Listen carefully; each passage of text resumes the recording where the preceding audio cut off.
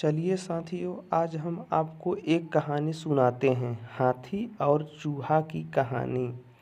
एक राज्य में एक राजा का शासन था। हर सप्ताह पूरी शानो शौकत से नगर में उसका जुलूस निकला करता था, जहाँ प्रजा उसके दर्शन किया करती थी। एक दिन एक नन्हा चूहा उसी राजमार्ग के किनारे किनारे कहीं जा रहा था जहाँ राजा का जुलूस निकलने वाला था। वह चूहा था तो छोटा सा, मगर उसका घमंड बहुत बड़ा था और वह खुद को सर्वश्रेष्ठ और महान समझता था। कुछ देर बाद राजमार्ग से राजा का भव्य जुलूस निकला, जिसे देखने लोगों की भीड़ लगने लगी। राजा अपने पूरे दल बल के साथ था। उसके सैनिक उसे घेरे हुए थे। कई मंत्री और अनुचर उसके पीछे थे। वह एक विशाल शाही हाथी पर सवार था। हाथी शाही था, इसलिए उसे भव्यता से सजाया गया था और उसकी शान भी देखने बनती थी। जुलूस में हाथी के साथ एक शाही बिल्ली और एक कुत्ता भी थे।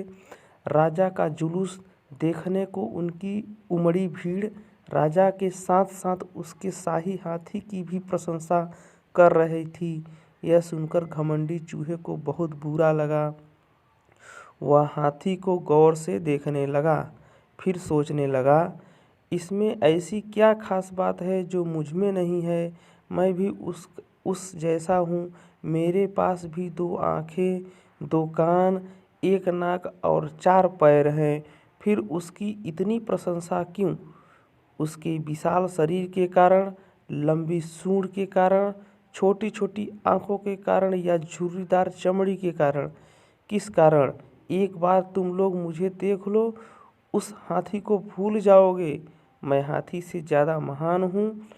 चूहा ये सब सोच ही रहा था कि शाही बिल्ली भी नज़र उस पर पड़ी गई और उसकी लार टपक गई। जुलूस छोड़कर वह उसकी ओर लपकी।